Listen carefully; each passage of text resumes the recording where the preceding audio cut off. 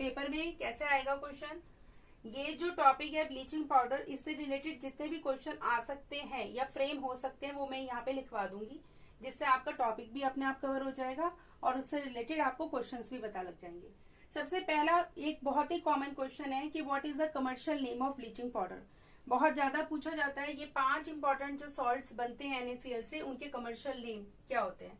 Commercial name of bleaching powder क्या है, how is bleaching powder prepared, आप कैसे से बना सकते हैं और इसके डिफरेंट यूजेस लिखिए। ठीक है, तो ब्लीचिंग पाउडर का कमर्शियली जो नाम है वो है chloride of lime, chloride of lime. ठीक है, this is the commercially known name of bleaching powder. ठीक है, या फिर क्लोराइड ऑफ लाइम की जगह आप इसे क्लोरीनेटेड लाइम भी बोल सकते हैं। अगर लाइम को क्लोरीनेट कर दिया जाए, लाइम मीन्स लाइम को अगर क्लोरीनेट कर दिया जाए मीन्स उसके अंदर से क्लोरीन पास कर दी जाए तो आपको ब्लीचिंग पाउडर मिल जाएगा, मीन्स क्लोरीनेटेड लाइम। ठीक है, this is chlorinated lime. Bleaching powder को अगर बनाना है तो क्या करना है, आपको पास करानी पड़ेगी क्लोरीन, किसके ऊपर, स्लेट लाइम के ऊपर। स्लेट लाइम ये रही, कैल्शियम हाइड्रोक्साइड, और आपके लिए मैटर करता है टेम्परेचर। तो टेम्परेचर याद रखेंगे 40 डिग्री सेल्सियस। ये आपकी एनसीईआरटी में गिवन नहीं है, ये एडिशनली मैं डाल रही हूँ 40 डिग्री सेल्सियस पे। ठीक है, जहां पे आप एरो है, जहां पे रिएक्शन प्रोसीड कर रही है टू द प्रोडक्ट डायरेक्शन, वहां पे आप लिख देंगे 40 डिग्री सेल्सियस। ठीक है, अब ये बन गया आपका ब्लीचिंग पाउडर। देखिए बुक में कुछ और तरीके से लिखा होगा, शायद ऐसे लिखा होगा CaOCl2। ठीक है, ऐसे लिखा होगा, मैंने कुछ ऐसे ऐसे तोड़ के लिख दिया है। कैसे, कैल्शियम ऑक्सीक्लोराइड, इसका नाम कैल्शियम ऑक्सीक्लोराइड भी होता है। ठीक है, आप चाहे ऐसे लिखें चाहे ऐसे लिखें, बात एक ही है, और साथ के साथ आपको वाटर भी मिलेगा। ठीक है, ये हो गया इसका कमर्शियल नेम, ये हो गई इसकी प्रिपरेशन, और इसके बाद इसकी हो गई ये यूजेस। तो 3 बेसिक यूजेस मैंने लिखवाए हैं आपकी बुक में, अगर कुछ और एक्स्ट्रा भी है तो वो भी आप इसमें डाल सकते हैं। तो सबसे पहले आपको बताया ब्लीचिंग पाउडर है तो ब्लीच करने के काम आएगा, ब्लीचिंग एजेंट की तरह काम करता है पेपर और टेक्सटाइल इंडस्ट्रीज में। पेपर में कैसे करता है, वुड पल्प को ब्लीच करता है, और टेक्सटाइल इंडस्ट्रीज में ये फाइबर को, या आप कह सकते हैं फाइबर को क्या करता है, ये ब्लीच करता है।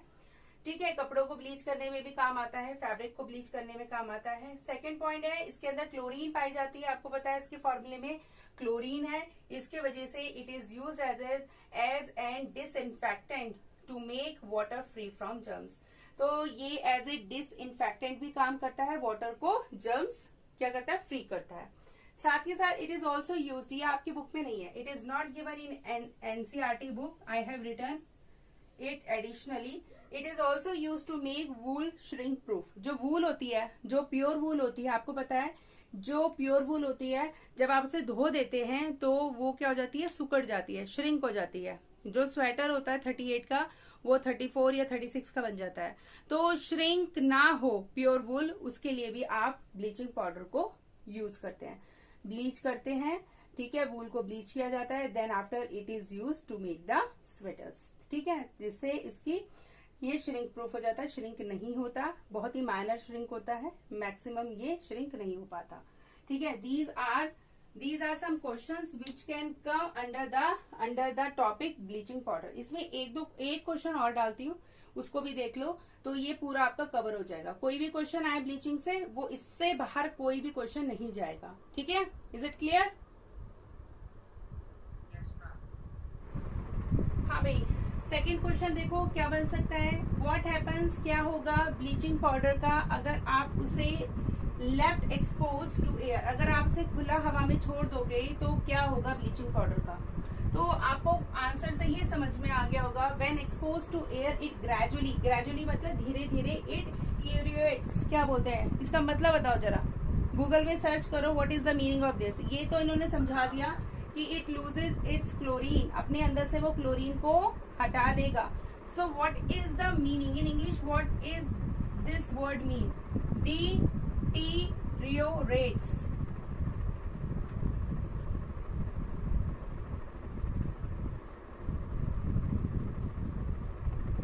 So it lose its quality, means salt lose its quality, that means it loses its chlorine, so the composition of bleaching powder get disturbed, What is the composition of bleaching powder? This is the molecular formula of bleaching powder. After get exposed to air, after combining carbon dioxide which is present in the air, and moisture means water vapor which is present in the air, it reacts with these two components and form calcium carbonate. This is calcium carbonate, and at the same time chlorine removed from the salt. Remove हो गया, देखो chlorine यहाँ पे आ गया, तो इसका मतलब यही है। ठीक है, ये वाला क्वेश्चन आ सकता है। चलिए इसके बाद आप नेक्स्ट टॉपिक डालेंगे। Now your third salt is what? Baking soda.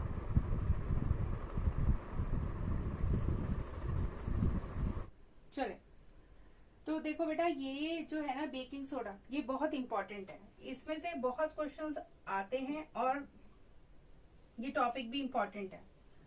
ठीक है, तो इसको बहुत ध्यान से समझना, क्योंकि आपकी बुक में बहुत ही सिंपल एक रिएक्शन लिखी हुई है और इस टॉपिक को बिल्कुल ही वाइंड अप कर दिया। पर मैं जो समझा रही हूँ उसको समझो।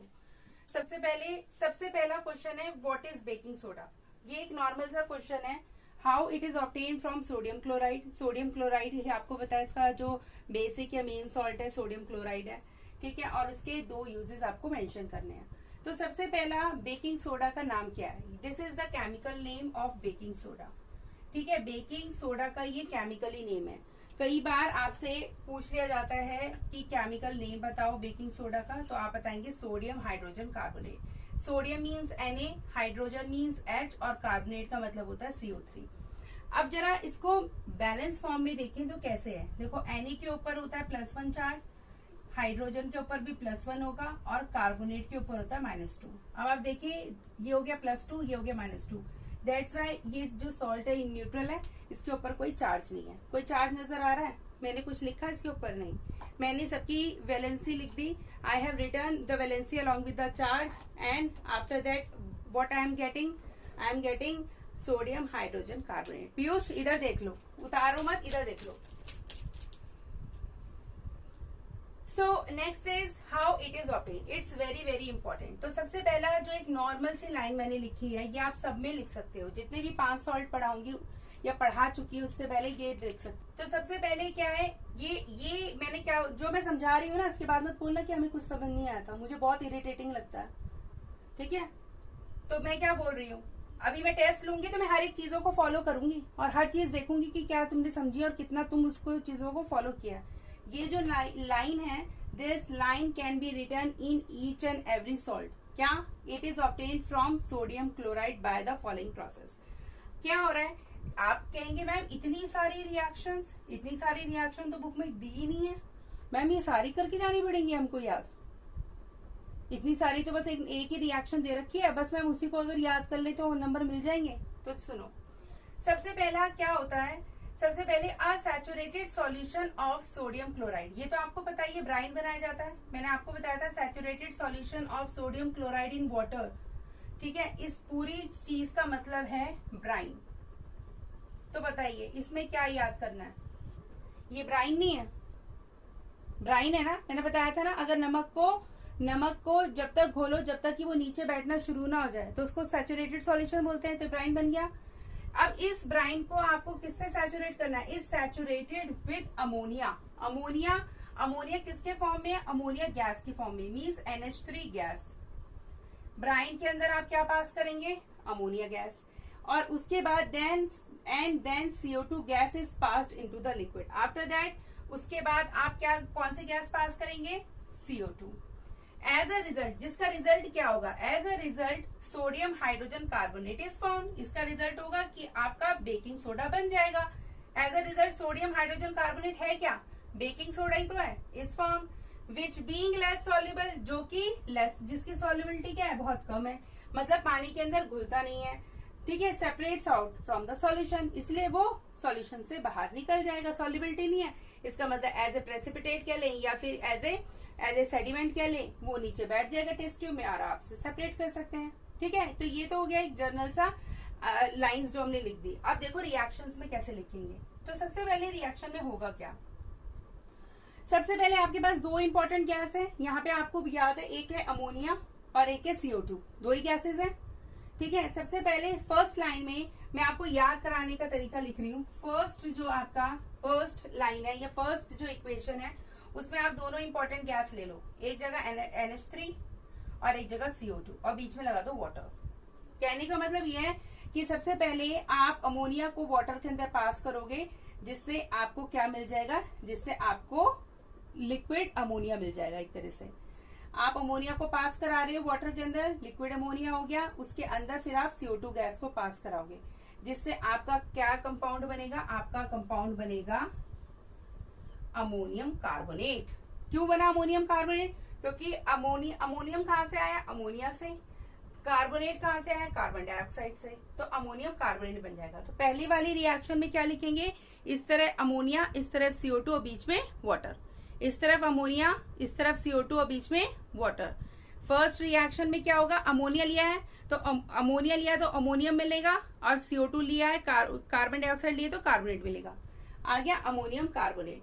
कैसे आप याद कैसे करेंगे फॉर्मूला, जो अमोनिया होता है उसकी वैलेंसी होती है +1 और कार्बोनेट की होती है -2। अभी लिखवाई थी ना CO3 की -2, क्रिस क्रॉस करेंगे आपका ये फॉर्मूला आ जाएगा। बताइए फर्स्ट रिएक्शन याद हो गई या नहीं हो गई?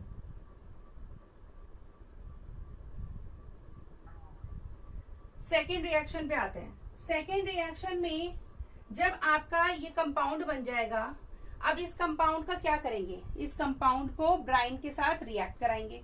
ब्राइन आप जानते हैं, brine is nothing but is a saturated solution of sodium chloride. ये ले लिया। एक्वस क्यों लिया, क्योंकि पानी के अंदर नमक को घोल लिया है, ये भी एक्वस फॉर्म में है। तो अब आप बताओ यहाँ पे कौन सी रिएक्शन होगी। जैसा कि फर्स्ट इक्वेशन मैंने आपको याद करा दी कैसे करनी है, दो इंपॉर्टेंट गैसेस है, उन दोनों गैसेस के बीच में वाटर लगाओ और सीधा कंपाउंड बनाओ। ठीक है, अब नेक्स्ट जो हमारे पास ब्राइन था, उस ब्राइन सॉल्यूशन का क्या करेंगे, उस ब्राइन सॉल्यूशन को इस कंपाउंड के साथ रिएक्ट कराएंगे, दोनों ही एक्वस फॉर्म में। जरा मुझे कौन बताएगा what will happen? Gargi, you will just tell me कौन सी टाइप ऑफ रिएक्शन है, विच टाइप ऑफ, कौन सी टाइप की मैं कह रही हूँ, which type of reaction is this? In first chapter I have explain you different types of reaction. What is happening in this reaction? How you categorized, how you name this reaction? Yatharth, you know? This redox reaction? Double displacement. Yes, excellent. This is double displacement reaction. Both the compounds are in aqueous form. What will happen? देखिए exchange नहीं हो रहा। यहाँ पे क्या है, ammonia, यहाँ पे है सोडियम, अमोनिया जा रहा है सोडियम की जगह और सोडियम जा रहा है अमोनिया की जगह। जो हमारा अमोनियम कार्बोनेट था वो बन रहा है सोडियम कार्बोनेट, जो हमारा सोडियम क्लोराइड था अब वो बन रहा है ammonium chloride. Is it double displacement reaction? हो रही है या नहीं हो रही है डबल डिस्प्लेसमेंट रिएक्शन? और इसके लिए सबसे ज्यादा इंपॉर्टेंट है आपको वैलेंसी का कॉन्सेप्ट। सोडियम की होती है +1, कार्बोनेट की होती है -2, क्रिस क्रॉस करेंगे Na2CO3। अमोनियम की होती है +1 और क्लोराइड की होती है -1। आप दोनों कैंसिल हो जाएंगे, you will get ammonium chloride. ठीक है, यहाँ पे मैं सबकी लिख देती हूँ, अमोनिया +1, सोडियम +1, कार्बोनेट -2, क्लोराइड -1। जो जो यहाँ पे यूज हुए हैं वो सारी मैंने यहाँ पे लिख दी है। आफ्टर दैट जब ये रिएक्शन हो जाएगी और आपको ये कंपाउंड मिल जाएंगे, उसके बाद क्या होगा, उसके बाद आपके पास सोडियम कार्बोनेट जो ये आया है, सोडियम कार्बोनेट के अंदर आप कार्बन डाइऑक्साइड गैस को पास कराएंगे। ठीक है, थोड़ा सा इसे डाइल्यूट किया है, मतलब थोड़ा वाटर ऐड किया है, उसका डाइल्यूशन बढ़ाया है। ठीक है, उसके अंदर आप CO2 गैस को पास करोगे तो आपका क्या बन जाएगा, sodium hydrogen carbonate. And this compound is baking soda. इसी को हम बोलते हैं बेकिंग सोडा। अब आप बोलोगे मैम जो हमारी एनसीईआरटी में मैम वो तो बहुत सिंपल है। देखो कैसे सिंपल है, यहाँ पे क्या है अमोनियम कार्बोनेट, यहाँ पे क्या अमोनियम कार्बोनेट, कैंसिल, एक इस तरफ है एक इस तरफ है। ठीक है, उसके बाद सोडियम कार्बोनेट, एक इस तरफ है एक इस तरफ है, कट गया। ठीक है, और क्या कट सकते हैं, और कुछ है जो इस साइड है जो इस साइड है, कुछ दिख रहा है तो काट दीजिए। Is there something else? नहीं, चलिए अगर नहीं कर सकता तो इसको ऐड कर दीजिए। यहाँ पे क्या है, जो यहाँ पे वो इस साइड लिखिए, जो यहाँ पे वो साइड लिखिए। तो 2NH3 प्लस वाटर और वाटर, कितने मॉलिक्यूल्स है वाटर के? 2, तो 2H2O। उसके बाद CO2 और CO2, इसको भी ऐड कर दीजिए। How much you get? You will get 2CO2 plus 2NaCl। तो ये सारा का सारा आपका रिएक्टेंट साइड में, जो उनकी फिजिकल स्टेट है उसको भी लिख दीजिए, जो फिजिकल स्टेट है वो भी लिख दीजिए, जो फिजिकल स्टेट है वो भी लिख दीजिए। मैंने फिजिकल स्टेट के साथ लिख दिया, ठीक है। चलिए उसके बाद प्रोडक्ट में क्या बच रहा है? 2 ammonium chloride aqueous plus 2 sodium hydrogen carbonate solid. अब आप अपनी बुक के अंदर जो लिखी हुई रिएक्शन है उससे मैच कराएं। देखिए, इज दिस सेम रिएक्शन और समथिंग डिफरेंट?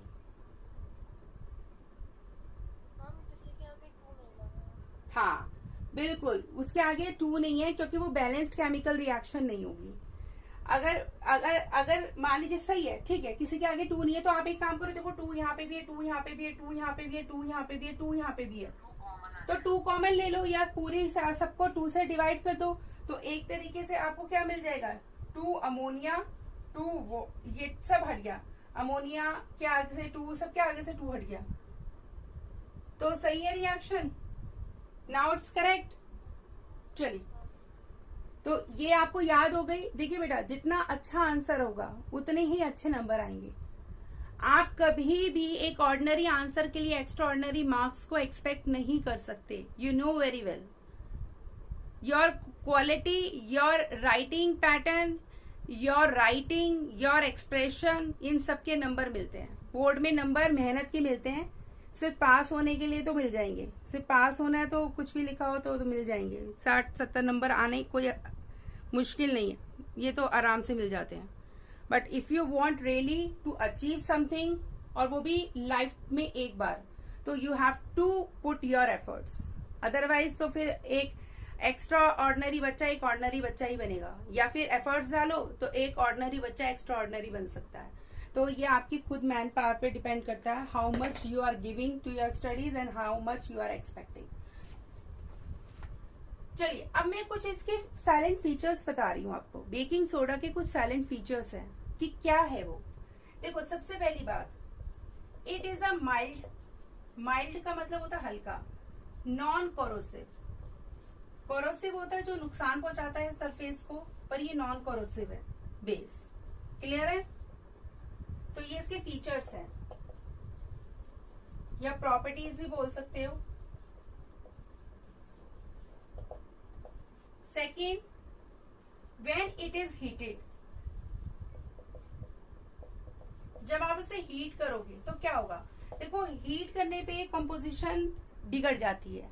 बिगड़ का मतलब कुछ अल्टर हो जाती है, चेंज हो जाती है, वैसा नहीं रहता। थर्मल डिकम्पोजिशन होगा, या तो उसका भैया आप हीट कर रहे हैं एक सॉल्ट को, तो थर्मल डिकम्पोजिशन होना एक स्वाभाविक सी बात है, एक नॉर्मल फिनोमिना है। भाई एक सॉल्ट है, ठीक है, आप इसका थर्मल डिकम्पोजिशन कर रहे हो, हीट कर रहे हो, तो क्या होना चाहिए? मैंने बताया था, कार्बोनेट का कंपाउंड जब भी हीट करते हो तो उसमें से कार्बन डाइऑक्साइड गैस निकलती है। मैं ऑलरेडी बता चुकी हूँ आपको, शायद अगर आपको थोड़ी सी आपकी मेमोरी हो तो मैं आपको बता चुकी हूँ।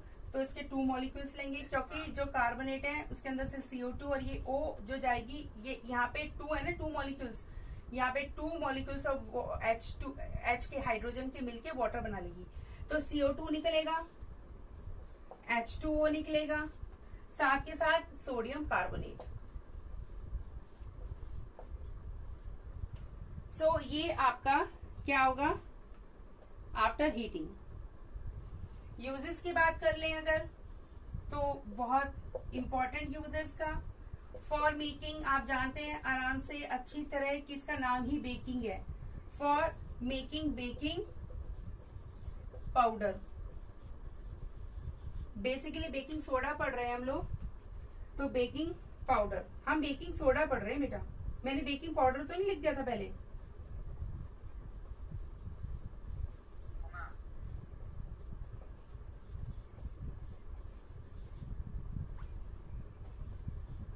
तो इसमें और इसमें फर्क क्या है कि बेकिंग पाउडर, मैं बेकिंग पाउडर बना रही हूं किससे?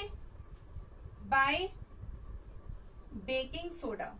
बेकिंग सोडा की हेल्प से बेकिंग पाउडर बन रहा है।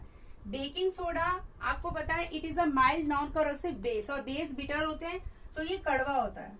अगर आप खाने में इसका कंटेंट थोड़ा सा भी ज्यादा डल जाएगा या डाल देंगे तो आपका जो खाना है वो कड़वा हो जाएगा। ठीक है, अगर छोलों में थोड़ा सा ज्यादा आप उबलते वक्त अगर थोड़ा सा ज्यादा खाने का सोडा डल जाए आपसे गलती से, तो आपके छोलों का टेस्ट बिल्कुल डिफरेंट हो जाएगा, थोड़े कड़वापन आ जाएगा। तो उसी चीज को हटाने के लिए ये एक डिस्क्वालिटी है। ठीक है, इसको हटाने के लिए हम इससे बेकिंग पाउडर बनाते हैं। और बेकिंग पाउडर क्या है? Very very important mixture of baking soda and tartaric acid. You know tartaric acid? From where we get tartaric acid? From where we get tartaric acid?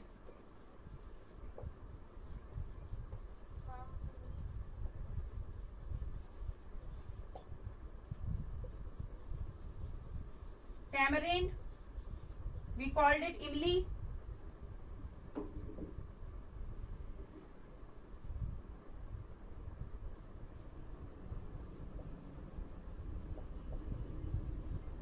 When baking powder is heated or mixed with water,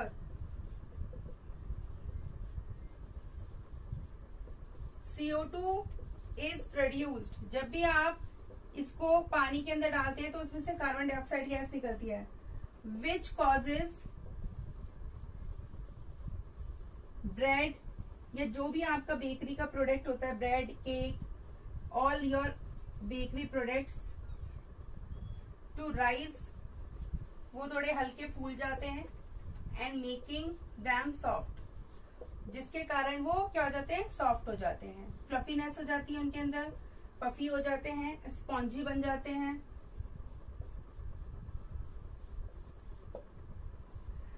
Okay, as you know, it is a mild non-corrosive base. So its second use is it is used an ingredient in antacids. आपको पता है जब आपकी indigestion होता है तो उस दौरान जो माइल्ड एसिड लिया जाता है उसमें हम बेकिंग पाउडर को या बेकिंग सोडा का यूज कर सकते हैं। Third point is used in soda acid fire extinguisher. ठीक है, जहाँ पे आग बुझाने में काम आने वाला जो सोडा एसिड फायर एक्सटिंग्विशर है वहां पे भी हम इसका यूज करते हैं बेकिंग सोडा का। तो ये हमारे बेसिक और जनरल यूजेस हैं जो हम यूज जहाँ पे हम बेसिक बेकिंग सोडा को लेते हैं। ये बहुत इंपॉर्टेंट है उसमें, this use is very important. कई बार आपसे कंपोजिशन पूछी जाती है बेकिंग पाउडर की, तो ये एक मिक्सचर है बेकिंग सोडा और टार्टरिक एसिड का। किस कारण से वो फ्लफी बनता है? Due to the release of the carbon dioxide gas when it is get mixed with the water. तो ये कुछ कारण है, और ये भी है जब आप उसे हीट करेंगे तो उसका थर्मल डिकम्पोजिशन होगा, कार्बोनेट कंपाउंड है CO2 वाटर निकलेगा और सोडियम कार्बोनेट में कन्वर्ट हो जाएगा ये। ठीक है, जिसको हम बोलते हैं डेड ऐश। ठीक है, वॉशिंग सोडा भी पढ़ेंगे। वॉशिंग सोडा में अगर इसके अंदर 10 मॉलिक्यूल्स ऑफ वाटर के अटैच कर दोगे तो ये वॉशिंग सोडा बन जाएगा, otherwise it is known as dead ash. Clear है? खाने में काम आता है। एंटासिड बेसिकली क्या होता है? एसिडिटी को रिमूव करने में काम आता है, न्यूट्रलाइज करने में काम आता है। जो एक्सेसिव एसिड बनता है हमारे स्टमक के अंदर due to over eating of spicy food या over eating of junk foods, उसके कारण से जो एसिड रिलीज होता है उसको न्यूट्रलाइज करने में जो एंटासिड्स यूज होते हैं उसमें भी हम इसको यूज करते हैं। ठीक है, किसको? बेकिंग सोडा को। Is it clear?